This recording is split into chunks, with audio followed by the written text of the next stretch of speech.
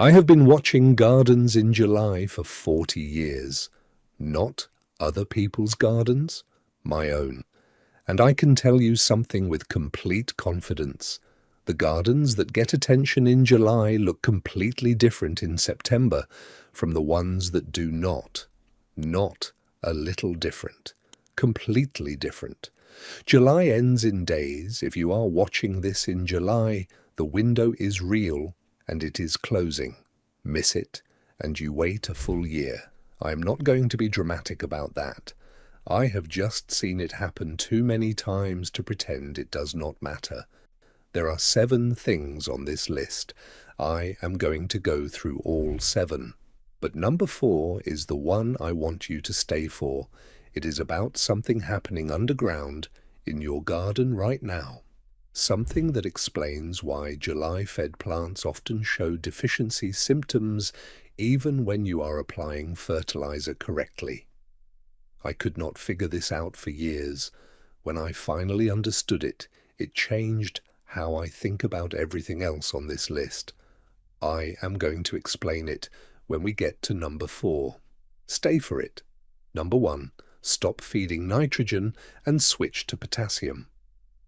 I made this mistake for years before I understood what was actually happening in the plant.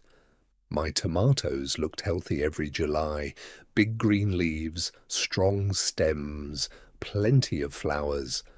But the fruit set slowed down every single year around the same time, and I could not understand why. The answer was sitting on my fertilizer shelf the whole time. A tomato plant, a pepper plant, a cucumber plant, they all go through 2 distinct phases of growth. The first phase is vegetative, weeks 1 through roughly 5 or 6. The plant is building itself, leaves, stems, root mass. It needs nitrogen during this phase and it uses it efficiently. The second phase is reproductive. Week 6 onward, the plant has decided to make fruit. Everything it does from that point is directed toward flowers and fruit development. During this phase, it needs potassium. Potassium controls flower formation. It controls how sugar moves from the leaves into the developing fruit. It controls disease resistance under heat stress. Everything you are actually growing tomatoes for is controlled by potassium in this second phase. Here is the problem. I was feeding the same fertilizer all season, the same nitrogen-heavy bag I started with in May, and what nitrogen tells a plant that has already committed to fruit production is to go back and make more leaves. The plant listens, more leaves appear, the fruit slows. I applied more fertilizer when I saw the slowdown, more of the same product, more nitrogen, more leaves, fewer tomatoes. I did this for too many seasons before I finally changed the approach.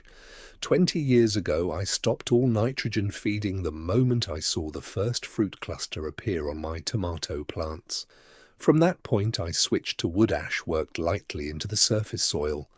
Banana peel tea poured slowly around the base, once a week. Kelp meal, when I have it. All of them provide potassium without adding nitrogen. My tomatoes have not slowed in July since I made that change. Not once. That is number 1. Number 2 is about water, and I spent roughly 15 years getting this wrong before I understood what July heat actually does to soil. In my early years of gardening, I watered on a schedule. Every morning, same amount, every plant. It felt responsible. It was not working the way I thought it was. Here is what I eventually learned about July's soil. In a raised bed during peak afternoon heat, soil temperature 6 inches down can reach 90 to 100 degrees Fahrenheit. At that temperature, root activity slows significantly. The roots are not dead. They are not damaged. They are simply not moving nutrients or water efficiently because the temperature is too high for optimal root function. Shallow daily watering in those conditions evaporates before the roots can use it. It also pulls the roots upward toward the surface where the heat is worst. You are training your roots to live in the hottest part of the soil. About 15 years ago, I stopped watering on a schedule entirely. I pushed a wooden stake into the soil 6 inches before I decided whether to water. If the soil felt damp at 6 inches, I walked away regardless of what day it was. If it felt dry at 6 inches, I watered slowly for a long time, until I was confident the water had reached 8 to 10 inches down, twice a week in most of July, sometimes once, almost never daily. My water usage went down. My plants performed noticeably better. The stake has been in the ground beside my tomato bed every July since. I do not water without checking it first. That is number 2. Number 3 is pruning. And I am going to be specific about where to cut and where to leave everything alone, because most of the advice I see on this gets it wrong in a way that costs the gardener their late season harvest. Suckers are the new shoots that grow in the joint between the main stem and an established branch. Most gardeners have heard they should remove them. That is partly right. The part that matters is which suckers to remove. Remove every sucker below the first flower cluster, every single one. Those suckers are drawing resources away from fruit that is already developing on the plant. Every sucker below the first flower cluster is competing directly with the tomatoes you are waiting to harvest. I pinch them when they are small, under an inch, fingers only. No tool needed at that size. Larger ones I cut cleanly with a blade. I never tear them off. A torn wound on a tomato stem in July heat is an open invitation for fungal disease. Cut clean. Now, above the first flower cluster, I leave the suckers alone. I let them develop. Those become secondary fruiting branches. They carry the late September and October harvest after the main stems have run their course. I noticed this pattern by marking specific plants over several seasons and watching which ones produced longest into fall. The ones with clean lower stems consistently produced later than the ones that were left unpruned below. That is number 3. Now we are at number 4. This is the one I mentioned at the beginning. What is happening underground in your garden right now, and why it explains something that confused me for a long time. For years, I noticed that my July-fed plants sometimes showed deficiency symptoms even when I was applying fertilizer. Yellow leaves when I had added nitrogen. Poor fruit set when I had added potassium. I was applying what the plant should need, and the symptoms persisted. I could not understand it. The answer I eventually found changed how I approached July gardening completely. Above 85 degrees Fahrenheit, the beneficial soil bacteria that make nutrients available to plant roots become significantly less active. They do not die. They slow down. The mycorrhizal fungi that extend root systems and deliver phosphorus and water from distances the roots themselves cannot reach begin to retract in high soil temperatures. The nutrients I was applying were in the soil. The delivery system had slowed down. The plant was showing deficiency symptoms, not because the nutrients were absent, but because the organisms that make nutrients accessible to root hairs had reduced their activity in the heat. I was applying fertilizer that was sitting in soil the plant could not fully access. The fix I found 12 years ago was simple. 1 handful of finished compost worked lightly into the top inch of soil around each plant once in July. Not a thick layer, not deep digging. 1 handful per plant, pressed gently into the surface, watered in. This does not feed the plant directly. It reintroduces the microbial populations that July heat has reduced. The organisms that convert what is in the soil into forms the roots can absorb. Once I understood that difference, feeding the soil biology versus feeding the plant directly, my July deficiency problem stopped. I maintain a compost pile year-round specifically for this July application. One handful per plant in July is worth more to me than any bottle of liquid fertilizer I have ever applied in that month. That is the underground explanation I promised you. Number 5 is about what to plant right now. And I know what most gardeners think when I say plant something in July. They think it is too late. They are wrong. I discovered this by accident about 20 years ago. I had empty bed space in July, which I almost never allow, and I decided to put seeds in rather than leave the ground bare. What I harvested in September and October changed how I plan the whole season now. 3 crops planted right now will reach harvest before your first frost in zones 5 through 8. Bush beans first, 50 to 55 days to harvest. Planted today, they come in mid to late September, after the summer heat has broken.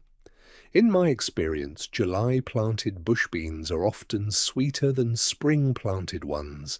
They mature in cooler September air, and that cooler maturation concentrates the flavor. Seeds go directly into the ground. No transplanting, no starting indoors. Direct sow. Kale and collard greens second. Start seeds now for transplant in about 3 weeks. Kale improves after a light frost. Cold converts the starches in the leaf to sugars.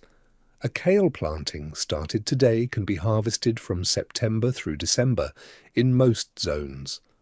I have had kale survive into January in Zone 6 without any protection. Radishes third, 25 to 30 days to harvest. 2 full crops before October ends if you plant now and again in 3 weeks. I plant a short row every 2 weeks from now through the end of August. They fill gaps, they come in fast, and they ask almost nothing from the soil. 20 years later, these 3 crops are July plantings I will not skip. Empty July bed space is wasted opportunity. That is number 5. Number 6 takes about 10 minutes, and it is what keeps the watering you did in task 2 actually working through the rest of the month. Without it, you are fighting the heat every day instead of working with it once. 2 inches of organic mulch applied around your plants right now does 3 things simultaneously. It keeps soil temperature from spiking during afternoon heat. It holds the moisture from deep watering in the soil long enough for roots to use it. And it feeds the soil biology slowly as it breaks down over the next 6 to 8 weeks. I learned the timing rule the hard way in my 2nd year of gardening. I applied mulch to dry soil, and my mulched plants performed worse than my unmulched ones. I could not figure out why for weeks. The mulch was locking the dryness in.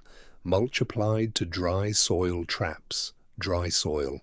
Mulch applied after deep watering traps moisture. Apply it after watering, never before. Keep it 2 inches away from plant stems on all sides. Mulch pressed against a stem in July holds moisture against the tissue and invites the fungal problems that cost you plants in August. I use straw. I have used it for decades. I buy it by the bale every June, and it lasts me the season. I started doing this about 20 years ago. Number 7 takes 5 minutes. Most gardeners skip it entirely. It is also the one that pays dividends, not just this season, but for years to come. If you are growing open-pollinated or heirloom varieties, tomatoes, peppers, cucumbers, squash, beans, July is the time to identify which plants to save seed from, not harvest from, save from. Look at your plants right now. Find the strongest one, the most productive, the one that handled the July heat better than the ones beside it. the one with the fewest disease issues, the fewest stress symptoms, the best fruit set. Mark it. A piece of string tied to a stake, a ribbon, anything visible. When that plant produces its best fruit, let one of them go fully ripe, past the eating stage. The seed inside a fully ripe fruit has completed its development. Save that seed and dry it properly. I started doing this about 20 years ago. I do not grow the same varieties I started with in the technical sense anymore. I grow versions of them that have been quietly selected for my specific soil, my specific July heat, my specific garden conditions over 2 decades of choosing the best plant each season. No seed catalogue sells what I have in my garden now. It started with a piece of string tied to a stake before July ended. That is number 7. 7 things. Stop nitrogen, switch to potassium, deep water twice a week with the stake test. Prune suckers below the first flower cluster only. 1 handful of compost per plant to reactivate the soil biology. Plant bush beans, kale and radishes now. Mulch after deep watering, not before. Mark your best plant for seed saving. Tell me in the comments what zone you are in and which of these 7 you have not done yet this July. I read everyone. Next video I am going to show you how to pick a sweet pineapple every single time using one sign that takes 4 seconds. The color of the pineapple tells you almost nothing useful. I have tested this across dozens of pineapples over the years. I have not bought a disappointing one since I learned this sign. That video is next. Subscribe if you want to see it. The button is right there. The knowledge is free.